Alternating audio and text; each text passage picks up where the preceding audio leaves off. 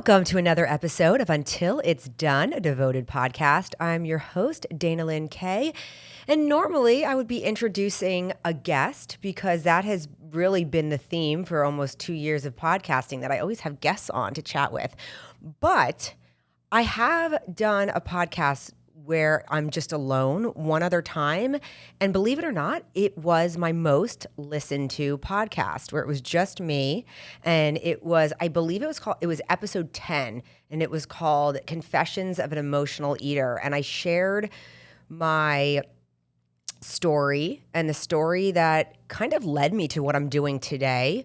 The reason why I have my brand, Devotion Nutrition, the reason why I started my podcast. And I haven't done a follow-up to that one yet. I've had a lot of other great guests on, and I wanted to follow up. I actually even put out a question and answer thing to some of you guys. The feedback I got from that episode was so great. I mean, so many people really related to it because let's be honest, I think a lot of us really do struggle with, and at different levels, struggle with food and a fit, healthy lifestyle and staying in shape. And, I think a misconception is that when somebody just gets in shape, that they stay in shape and it's easy and, it clicks for them and they lost the weight or they overcame an eating disorder or they overcame binge eating. But that doesn't mean, you overcome it, but it's forever part of you. And I've always said that losing weight, getting in shape, the journey to do that, setting goals, all of that, doing that is one thing, but then it's maintenance. Maintenance is probably more, I want to be careful with my words, but I think it's just as much work, to be honest with you. And I have shared, that my journey had started where and if you didn't listen to that episode, I do encourage you to go back and listen to it because you will probably see that I'm a lot like a lot of you, where I've had major struggles with food, eating disorder, food addiction, binge eating, some of the stuff I didn't even know I had until it did get so out of hand that I'm like, oh my gosh, this is a problem.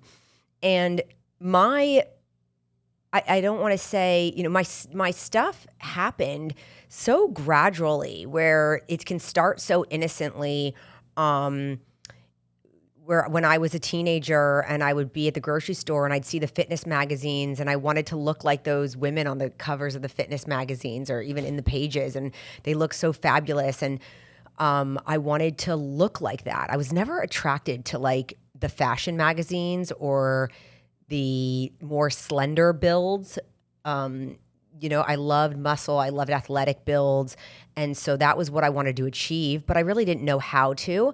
And honestly, I think that a lot of people's problems or problems stem from lack of education.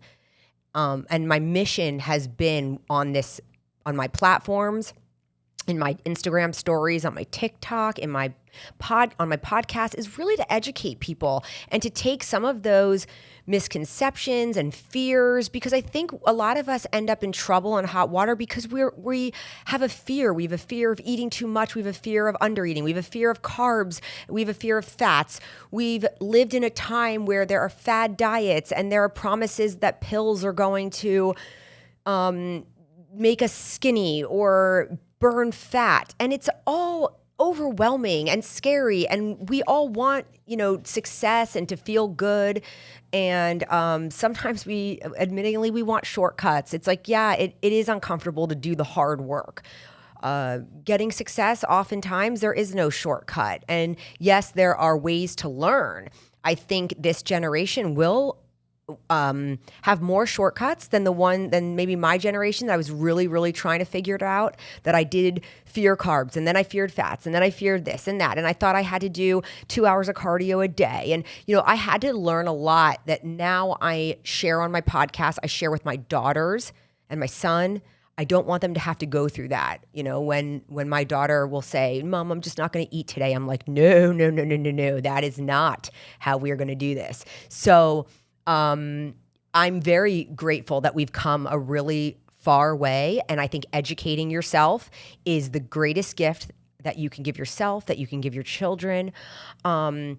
I did put up a question thing. I'm going to be honest. I'm a real, and I think that this is why a lot of people on social media, look, I don't have a huge social media following. I don't have millions of followers. I don't even have hundreds of thousands of followers. I've got a nice little TikTok following. I've got a nice little Instagram following. But let me tell you, my following has been loyal. I have people who followed me for over a decade now, and they've seen my struggles, and they reach out and they say, Dana, we really appreciate you for just showing that you're real, because I will do my Dana vents. And I will vent about it, because I'm not here to just act like everything is easy and hunky dory, and it doesn't, I don't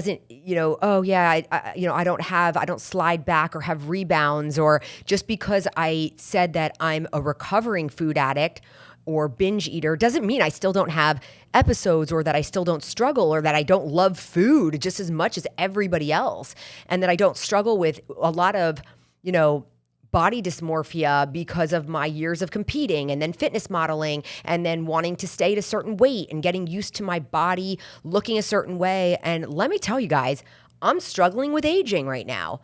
I'm going to be 45 this year, and seeing the loose skin on my legs, loose skin on my arms, loose skin on my neck, I'm battling it with my face. I've certainly done my share of Botox. I'm not going to not say that I don't do those things. I mean, I will go down swinging. I want to, when people say age gracefully, it's like, I don't think there's anything graceful about the natural Mother Nature's aging. It's like all of a sudden our hormones drop, and we're young and we have all these wonderful hormones flowing through us. And then all of a sudden we get to, our 40s, 50s, and it's not graceful. Like all of a sudden your skin is changing, your hormones are changing, all these things.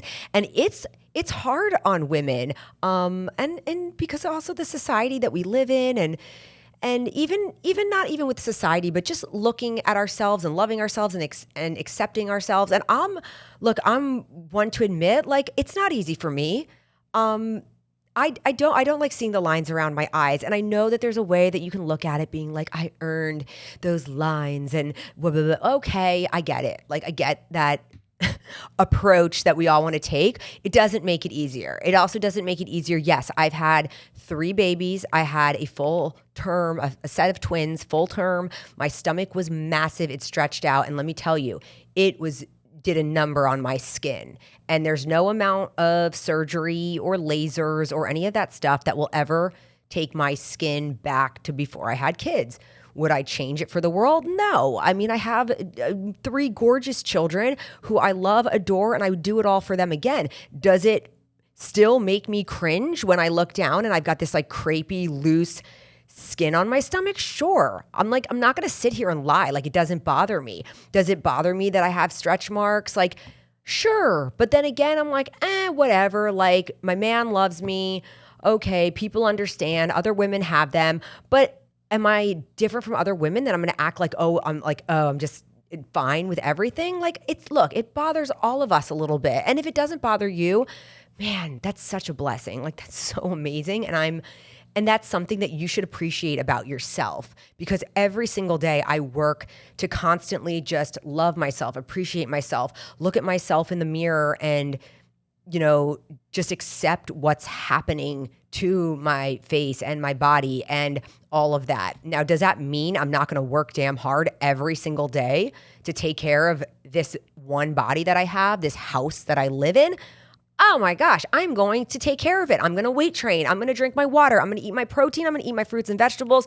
I'm going to go on walks. I'm going to do all the things, because I'm also not throwing my hands up and saying, well, that's just nature. That's okay. I'm just going to, age. Like, no, I'm going to take care of myself. I want to feel great. When we feel great, it rolls into other aspects of our life. When I feel pretty, it helps my relationship because I feel good. And then when I'm feeling pretty, my self-confidence goes up, and then Greg sees that, and then he feeds off of that. And when I feel pretty, or when I feel fit and I feel strong and I feel all those things, my kids get a mom who feels really good and feels really confident.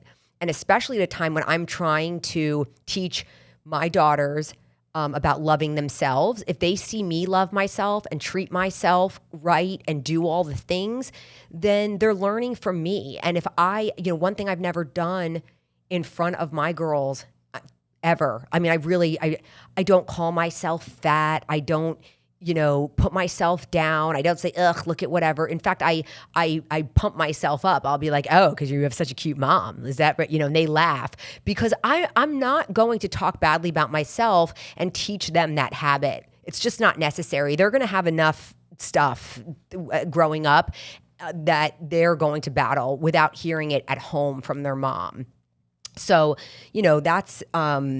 that's my take on all of that. But I mean, I won't sit here and pretend that stuff doesn't bother me. I've definitely just more recently just really been struggling with that. My mom was even like, God, you must have some form of body dysmorphia. And I'm like, yeah, you know what? I probably do. Like, I don't even know what I look like anymore. I've been doing my fitness stuff for so long and battling to stay in shape. And I've seen my body lean and I've seen my body thick and I've seen my body average and I've seen my body. It's like, ugh. Because it's been my thing. It's just what I'm into. I just, the health and fitness and all of that stuff is just really, it's been important to me. It's been a passion of mine, and I'm not going to pretend, and I don't look at it as vanity. I look at it as like just taking care of your house. I've said this before, that if you walked around your neighborhood and you looked at your neighbors' homes and your neighbor was out there every day power washing their house and painting their house and planting shrubs and making their house and just grooming their home to look beautiful, you would look at that neighbor and say, wow, that person takes a lot of pride in their home. That's really nice. It's making the neighborhood look nice, and they look, everything, that they have a lot of pride in their home. But yet sometimes people look at other people who get their hair done and their nails done and they go to the gym and they're taking care of themselves and they say, oh, they're so vain. Oh, she's just into herself. No, she's taking care of herself. She has pride. I mean, there is a level to that. I mean, I'm also not like an extreme person. I'm not getting like my hair blown out and my makeup done, and I don't, do certain things, but I take care of my home. And you are a representation of, when you walk around, how you present yourself says a lot about you and how you lead your life. And I can look at a person and tell a little bit, a nice amount about them, how they, present themselves. I don't want to say I completely judge a book by their cover, but anyway, that's what's led me here. And, so to pick up on the emotional eating, I did have some people write in some things, and I'm going to do more of these podcasts where it's just me, because I have so much. I mean, I have so many questions about overcome, like some people wrote in, like, how do you overcome gym intimidation if you're new in the gym, getting started with weight training, a lot of things about the lifestyle that are very specific. And I want to go into detail about each of those. I'm also going to do a podcast, which I'm going to schedule, about everything that I did to get back in the best shape of my life after having my twins. I had my son. I gained 70 pounds with my son in the pregnancy, and that was a doozy. I mean, I got up to 210 pounds and I didn't even look like myself. And again, I think it was not only I was pregnant, but I was playing the I'm pregnant card, and I'm eating for two, and calories don't count when you're pregnant. And I just really abused the whole pregnancy thing. So that was my fault. And I'll admit, I was also in the start of my first marriage. I got pregnant on my honeymoon, and I kind of knew that who I married wasn't right for me. And I got pregnant right out on my honeymoon, right after we got married, 3 days later. And I was very stressed out, because already I was like, I don't think this person is the person for me forever. And that is, did a lot of emotional eating while I was pregnant. And then, I opted to just continue with my marriage and stay in it. And, hey, I made my bed. It's time to sleep in it. And I went on and I had my twins. And I gained 55 pounds with my twins. That's what my doctor said I could. And after that, my body was just like ravaged. And I had just really never seen myself like that. I had gained weight for other reasons before, like I said in my in my episode 10 podcast with my my boyfriend had died in a car wreck, a lot of emotional things that I went through. And during the pregnancies, I wasn't like a cute fit prego. I was actually, it was appalling. Like there was nothing cute about me. It was not cute. And so after I gave birth to the twins, I gave myself some time. I breastfed them for 5 months, I think, until I couldn't take it anymore. And then, and then I did have my stomach fixed. I've spoken about that on podcasts before. I had very severe diastasis recti. My abs were just so separated. I had to get surgery to fix them. And then after that, I was just like, I am sick and tired of being sick and tired. I hated the way that I looked. I hated the way I felt. I just was like, this is not the life for me. There's so much more I want for myself. And I declared that I was going to get in the best shape of my life. And I'm going to do a whole podcast on that, because a lot of people say like, well, how long did it take? How did you do it? It's like, well, you know what? It was no joke, because I went from doing it the first time when, I was competing and I gotten my the weight off and whatever, but that was before kids. So when you're talking about now being married, having a toddler, having a set of newborn twins, having a 3,000 square foot home. I had never really owned a home before to take care of. And I had, car payments and this and that and a yard and all these things. All of a sudden I was like, oh my gosh. So now I want to do this crazy thing, like getting in amazing shape, but I wanted to do, and now I have so much more on my plate. It was so much more than when I was just like single. So it was an intense time of my life. And also don't forget that when I did this, I was uneducated as far as what it truly took. I was still in that like bodybuilding mindset that it would take. So like I didn't know anything about counting macros or fitting things in, or all the things that we know nowadays that really allow flexibility. I didn't know any of that. So I was just kind of really torturing myself. Like when I think about it, I'm like, I was eating a very bodybuilding style diet, and I was doing the cardio, and I was I was waking up at 5 a.m. And so all of that stuff, that old school mindset is what I did. And it's a very different approach than how you can approach it now, and honestly still have very similar outcomes. I believe nowadays what we know about nutrition and dieting or losing weight or getting in shape, you realize like you don't have to starve. You don't have to eliminate things from your diet and say, I don't eat fruit. I don't eat, it's like I cringe when people are like, oh no, I can't eat bananas. There are too many sugars. Oh, I can't eat that. I can't eat that. It's like, okay, stop it. Like, I understand if you want to get where you're just like shredded and you're standing on stage and you're just like veins and your abs and your whatever. Okay, those people have to like basically take everything out of their diet except like fish and asparagus, and it's got to be, and it's extreme. But like, how many of you, and like raise your hand out there, are really trying to get to that level? You're not.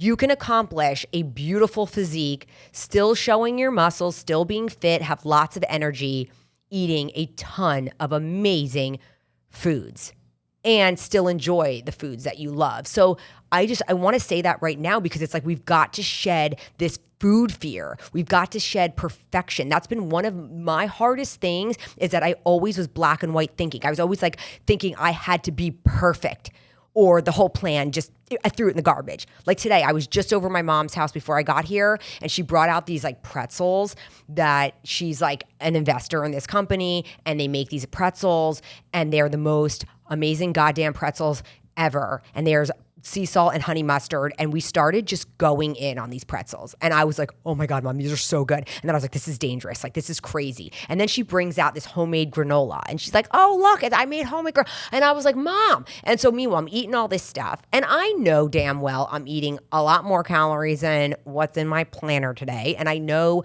damn well that this granola is adding up, because who knows what's in this granola. And I don't know how to track anything that I just shoved in my mouth. Now, the old Dana would be like, oh my God, the day's over. Like, we just screwed everything up. We may as well just like eat like crap the rest of the day or eat whatever we want and just shove our face and then we'll start fresh and be perfect tomorrow.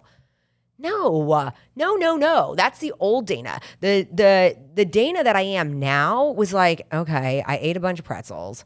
I ate some granola. Well, okay, that wasn't on my plan. But did that just sabotage me? Like, am I going to... No, it's fine. Like, I'm still going to go home and just eat my normal dinner tonight after I record this. And I'm still going to drink my water, do my stuff, have my devotion for dinner, for dessert. You know, that's the stuff I love. And guess what? I'm going to wake up tomorrow and everything will be fine. I didn't gain 10 pounds. I didn't even gain a pound. Like, relax.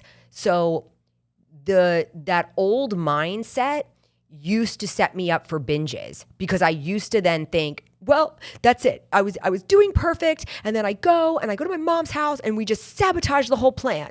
So now it doesn't matter. And then I would go home and I'd say, I'm going to eat more cereal and I'm going to just eat more chips and I'm going to get more in the pretzels. And it would set me up to just binge a whole bunch of stuff because I felt sad about what I did. So I was then punishing myself even further. And that mentality needs to stop with everyone. Like, just because you mess up or you eat something that's not supposed to be part of your whatever you're doing, you know, don't continue to, it's like when they say about like, it's like where you, I can't remember right now, but about like slashing all 4 tires. Like, it's like you get a flat and then I don't know, whatever. But you know what I mean? Like, why are you going to cut your nose to spite your face? Like, just because you screwed up a little bit, now you're just going to ruin the whole thing? Like, no. Like, that mindset has to go. So that is something that really helped me because people have asked on the question and answer, box that I put up on my Instagram, like, how did you overcome binge eating? Now, binge eating is mental. It's not about the food. And I know that you're going to say, oh, yes, it is about the food. I love the food. Because that's what I used to say. When I went to that hospital, and I told you guys, I was hospitalized for a month in college after the guy that I was dating was killed in a car wreck on his way to my house. And I hit rock bottom. Now, it didn't mean that did not give me the eating disorder. I already had it. But this is what flared it up so badly that I couldn't even ignore it anymore. And then I had to finally go to my parents because I gained 30 pounds in 1 month. And I was like, I need help. Like, I honestly don't know how to handle my emotions. So all I do is use food. All I do is use food to fill the void in my heart, to escape emotions I don't want to feel, or to celebrate happy emotions, or to, you know, it's like all I was doing was using food, and I was using and abusing food. And that's a really difficult place to be because you can't escape food. I mean, alcoholism, so I used to be like, oh, I wish I would, like, I would, not that I want to be an alcoholic, but it's like, I wish I had something that I didn't have to have. You know what I mean? Like, we don't have to have alcohol to survive. I'm totally dry. I don't drink alcohol at all. And it's just a conscious thing. I've never been a drinker. I started in college not ever drinking. I was a sober sister. Every now and then when I say social, I wouldn't even call myself a social drinker. Do I love champagne? Yeah, I'll have some champagne. Do I love a cocktail? Sure. Could I take it or leave it? Yup, always have. I was never a drinker. I've probably been drunk 3 times in my life, if that. And I was like, this is the dumbest shit ever. So alcohol, you can survive without. And drugs of any type, you can survive without. But food, okay, good luck, you know? So food was something that I was like, man, this sucks because I always have to be facing food. And overcoming binging and emotional eating, it takes work because you've got to face some of your demons, or you've got to do some work. I mean, I did a lot of therapy, and just because I did the therapy, it didn't mean it went away. I mean, you've got to learn tools and learn things that work for you. And you've got to exercise that discipline of recognizing that this is a slippery slope for me, and I've got to it's like you've got to take the W's, like meaning when you're standing there in your pantry and you're just like, I don't care. I just want to eat all this and I'm just going to eat handfuls of this and that and this and that. It's like you will get better and better at walking away when you train that muscle that's called discipline. And I know that people out there are going to be like, no, the food noise is louder. And no, I just want it. And no, you know what? I get it because I've been there. Because I've been there with the food noise. I've been there with the binging. I've been there with being really sick, alone in my room, binging food that I would get at the convenience store or the grocery store, and I would pretend that I was shopping for all my friends and it was really just me. I would pretend that I was on the phone with a friend asking, oh, which ice cream do you want? Okay, yeah, I'll get it for you. Oh, you just want a few candies? No, I was buying it all for me, okay? Like, I was that person. I was that person that would go and just binge on tons of food, and I was so ashamed that I would pretend that I was shopping for other people, and really it was me just taking it home to sit by myself and just eat tons of garbage that I didn't need. And why? I thought I just wanted to escape. I need the food. I want the food. But I finally realized, obviously that, okay, I have a problem and I'm using food, but also that like I'm my worst enemy. I just keep self-sabotaging. I've got to get out of these patterns. I've got to break these patterns. There were times I would sit in the parking lot of that convenience store and I would drive there and I'd want to go in and I would just sit in the car and just stare at the store. And do you know how much it takes once you have your mindset that you want to binge to just turn the ignition back on and drive back home and get the hell out of the car and be like, I'm not doing this. Or there were times that I would go and I would buy all this food and I would get home and I would shove it all in the garbage disposal. And I'd be like, Dana, you're not doing this again. You're not doing this again. You've got to break the cycle. No one can do it for you. You have to do it. If you want to get off of this crazy train, you're going to have to step it up. Mommy and daddy can't hire you somebody to do it. You can't, blame other people for the rest of your life. Like, you've got to take control of your life, of your actions. And because you know what you're doing when you're doing it. So there are times that I'll be in my pantry and Greg will get angry at me because he'll be like, hey, there was granola in the pantry. Where's the granola? And I'm like, yeah, it's in the garbage disposal. That's where it is. And he'll be like, what? Why would you do that? And I'm like, because I got into it. I started eating it. I realized I'm going to eat the whole freaking box. I'm not going to let that happen. And I put it in the garbage disposal. That's where it is. And he'll be like, oh my God, I can't believe you wasted all that granola. And I'm like, you know what? I can. Go buy another box for yourself, but I'm sorry. The granola is in the garbage disposal. So is the popcorn. And so is, and it's like, sorry, because I love myself too much to let those things happen right now. Like, I'm just going to do the things that I need to do. Because yes, the mind is really powerful and yet food noise is going to want to win every time. But are you going to let it win? Trust me, I've had that voice in my head a zillion times. And yet when I finally accomplished my goals, it was because I was winning over that sound in my head. I was making that decision every time I would get to the crossroad. I would say, nope, we're not going left, we're going right. Nope, we're not going left, we're going right. And then the days would add up that I finally went right. And I went right, and I went right, and I went right. And every time I went right, it was stacking the wins, and it was stacking the wins. And then those times would build my confidence because I'd wake up and I'd be like, hell yeah, I got through another day. And then the scale is going down because that was my goal. It was like, I had baby weight to lose. And so I'm stacking the wins and I'm like, yes, Dana, just repeat yesterday. And those wins add up and then your self-confidence is adding up. Then you're realizing, wow, it really does matter what I'm putting in my body. It really does matter how disciplined I stay or how focused on my goals I am. And every day, you have to revisit your goals. You have to revisit your why. It's like every day you shower. Why? Because that's what we do. Because if you don't, you're going to smell. It's like, so that's the same thing. It's like, it's not like, oh no, I showered last week. Oh no, I looked at my goals last week. No, look at them every day. Every day, remind yourself, like, this is what I'm here for. This is my goal. Write it down. Put it in front of you. It's not like you can just like, oh no, well, I'll just revisit it once a week. Okay, well, that's great because it's going to fade. Like you've got to remind yourself. And then every decision that you make, does this help me get closer to where I want to be? Is this going to help me? If sitting on the couch after work, is that going to help you? Or putting on your coat, putting on your shoes, getting your dog on the leash and going to get like 5,000 steps after work, walking around the block, going to the gym and just doing your 30 minutes on the treadmill, getting activity, just being, is that going to get you closer or is being sedentary going to get you closer? But then at the end of the day, don't blame other things of why you're not getting to your goals because you're the only one. That's what I love so much about fitness. You're the only one who can do it. You're the only one. Like nobody can do it for you.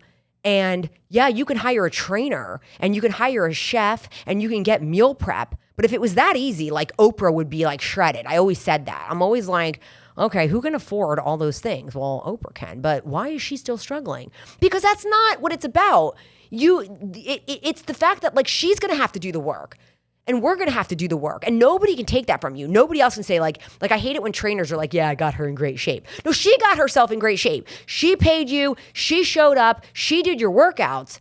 But don't take that from somebody. Anybody who's in great shape, even if they had plastic surgery to fix their stomach. I mean, that was another thing I used to always get beat up on. Not like, oh, well, you had surgery. Okay, well, I couldn't fix that in a gym. That my abs were busted, but everything else I did. I mean, I trained my ab like they're. I mean, my stomach looks great. I'm like, oh, does everybody who has a tummy tuck end up looking like what I look like? Like if that was the case, why doesn't everybody just go to plastic surgery and we can call it? What do we here wasting our time to figure out? Nutrition, fitness, and all that for. If it's that easy, just go get a surgery and you'll look great. Like, what's the problem? So that's not what it was. But people like to minimize other people's hard work. Anyway, I digress. But what, my whole point is that your fitness, your health, your happiness, a lot of that stuff is up to you. Most of it's up to you. It really is. I mean, even happiness. Last night, I took a workout class and I have been so overwhelmed and stressed out with life right now. And to be honest, I have a beautiful, blessed life. I mean, there's nothing I should be stressed and overwhelmed about. But my mom, I was in the Publix parking lot. I pulled into the spot and my mom called me. I answered and she's like, are you okay? And I'm like, I'm not okay. And I just started crying. I'm like crying to my mom. And she's like, what's wrong? And I'm like, oh, it's just life. And it's just this. And it's like the house and the kids and my business and my fitness and my this. And I'm getting all this. And I said all the things. And she's like, wait, let's break this down. So like my mom went through each thing and she's like, okay, let's talk about the kids. The kids are great. They're doing great. Okay, some of them aren't getting good grades. Fine. And maybe Bijou has a little mouth on her. And maybe Bodhi's whatever. But you know what? They're going to be okay. And everyone's going to be okay. And so we broke down the kids. And then she's like, okay, what's wrong? Your house is fine. You're doing great. It's like we were going through each of the things. And we spoke about aging. And then we talked about the business. And then at the end, she's like, do you realize everything's going to be okay? We're going to work out each thing. And even though, yes, there are stresses in my business right now and there are things I have to work out. And yes, my kids have their things. We're dealing with the kids testing for learning disabilities and behavior issues. And I've got my son isn't getting good grades. And it's like, okay, yes, there are issues. And there are issues that are real that bother me as a mom. I don't like it when people, minimize other people's issues. Like, well, that's not a big deal. At least your kids aren't sick or they don't have, okay, no, you're right. I'm blessed that everybody's healthy. Okay. But yes, those things, still bother me. The fact that they're struggling in school or whatever, they're things that bother me. I mean, can I now put in perspective to say, okay, they don't need to bother me that much? Absolutely. But should I just poo-poo everything in my life that bothers me? No. I mean, we all have our things. And the thing, but my mom and I broke the things down. And one thing that I suggest to you guys, it's like if you have someone that you can call and you can vent to or you can cry to, and then sometimes just breaking the things down. And if you don't have a person, do it in a journal. And I'm not like a big journaling person. In my past, I've journaled here and there. But let me tell you, it feels really good to like either hear it or see it or write it, and then you kind of realize like, okay, all right, yeah, there's a lot of crap right now. There's a lot of stuff, but I'm gonna handle each one, And I think the reason why I broke down and started crying was just because everything felt like it was just compiling on each other. And I felt like, oh my God, I gotta worry about my kids, I gotta worry about this, I gotta worry about that, and then all of a sudden, it all compiled onto this big pile. And instead of like sorting through it and organizing it, it just felt like a heavy pile on me. And I just wanted to cry because it just felt like a lot. Also, sometimes I always joke with my friends. I'm like, I have a group text message group with my friend Steph and my friend Adam. And like, we'll all it's kind of like it's a great text because we talk as friends and all of that. But sometimes we'll just let each other vent.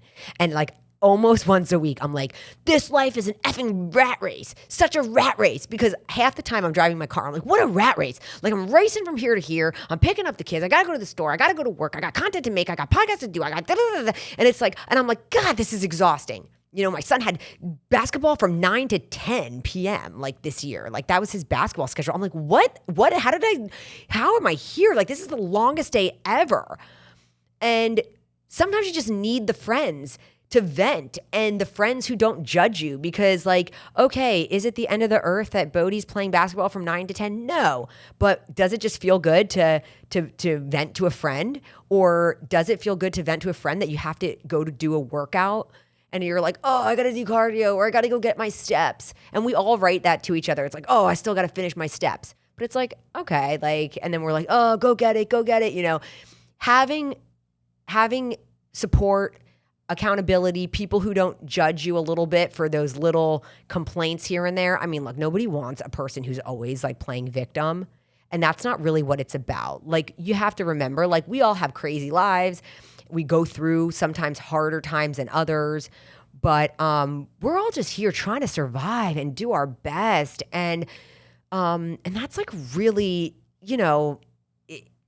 life can get exhausting. And especially high achievers. I'm friends with a lot of people that are high achievers. And I mean, especially even like Greg, it's like he pushes. Greg is, for those of you who don't know, and you probably know who Greg is, but Greg's my man. And we are so attracted to each other because we both are high achievers. We both push hard. We both are entrepreneurs. We both strive to do very well in what we're doing, and we aren't people that like give up. And Greg like never complains, but like the two of us have like a funny way of complaining where we're just like, oh my God, I'm so tired, like, can I just retire? Or Greg's like, oh, I'm just gonna be a stay-at-home dad to Jagger, our dog. Like, we joke around about it, but we both also know like neither of us are giving up. Like, neither, you've got to push, and so yeah, having a support person or group, or I'm lucky I have my mom. I'm so blessed that I have her as a person that I pick up the phone anytime and she gets it. Because my mom was also a mom, an entrepreneur, and she's a high achiever. And she also, to this day, she's 72. And she called me the other day and she's like, I can't stand it. I'm getting older. I've got fat on my stomach. My hips are wide. And, and she's like, and she's battling. And because she still has pride, she still wants to take care of herself and look great. And there's nothing wrong with that, I mean, and she's a woman and wants to feel sexy and great and get dressed in her clothes. And she deserves to feel great. And my mom eats healthy and she works out and she does all her stuff. And she, and she's been weight training for 50 years or whatever it's been. And she, but we get tired. I was just talking about food fatigue the other day. After doing this for so long, oh my God, I'm like, sometimes I just get bored. I'm like, I don't want to eat another healthy meal. I don't want more vegetables. I don't want more chicken. I don't even know what to eat anymore. I don't even want to be creative in the kitchen. I don't care. And again, I vent, I say it, but does that mean I'm going to do anything about it? Not really. I certainly am not going to go order a pizza and just throw in the towel. I'm going to keep going. And that's my advice to you. If you're listening and you're like frustrated, I did have a person who commented on my vent about my food fatigue and how I'm just like over it and frustrated. And they're like, yeah, I get really overwhelmed thinking I have to do this healthy lifestyle thing the rest of my life.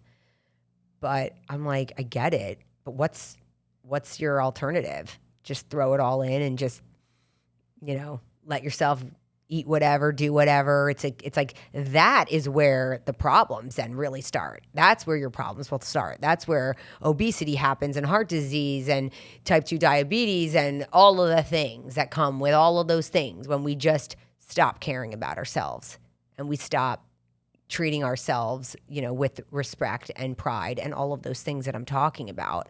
So, wow, I've really just run away with this episode. This is like amazing. I definitely am going to do more. I hope this was like a really good pep talk for you guys. Somebody asked, do you still have days you struggle with binge eating? How do you overcome that? So I hope I covered some of that, but yes, I've had a few binges here and there, and nothing crazy. I want to say nothing catastrophic. Greg calls it sport eating. He's like, why are you sport eating? Which meaning I don't just have an all-out binge. I will not go to the store anymore and buy food like I used to. I won't just eat a bunch of candy, crap, stuff like that. I've had a few times during the holidays where I was like, F it, and I was just eating anything and everything because it was tempting and it was there, and I'm eating handfuls of chocolate-covered almonds, and I'm eating all the desserts, and, when we travel, like, I'll try all the foods, but I don't do it in, like, mass quantity like I used to. So I don't have those types of binges anymore. I don't have secret binges. The secret binges were the really, really bad type. The binges that I do now, I do right out in the open. And like I said, Greg will be like, are you sport eating? Like, stop sport eating. And he'll see. Sport eating is just like eating for sport, like not even eating I'm just freaking eating shit that I've already eaten, and I just keep eating it. And he's like, okay, stop. Like you've been eating and eating and eating. Like, I know that you're full and it's not necessary. So that's what I deal with now. And it's really good to have Greg recognize that. And he doesn't come down on me, or he'll go, hey, get out of there. Get out of there. Like, he'll see me in the popcorn bag, or, something of the kids, or in, something that he knows that I really don't want to be eating, like the granola or whatever. And he'll go, hey, get out of there. Get out of there. And so he speaks to me in a way that isn't shaming me, that it's fun and it's playful. And I'm like, oh, all right. And then I roll it up and I put it away. So it's not saying like, hey, you shouldn't be eating that, or don't eat that, or you're going to get fat if you eat that. He's saying it very playful, and it's a great way to approach somebody like me who sometimes gets lost in just wanting to eat and eat. And so it's a reminder. It snaps me out of it. I go, oh, you're right. And I roll it up and I shove it away. And that's helped me. So yeah, the binge eating is much more under control now. And like I said, I got really sick and tired of feeling sick and tired. And I hate the feeling after a binge. I hate it. I hate it so much. And when I start to want to binge, I actually remember the feeling that I get when I wake up the next day, and I remember what I did. And I'm like, oh my God, Dana, why did you do that?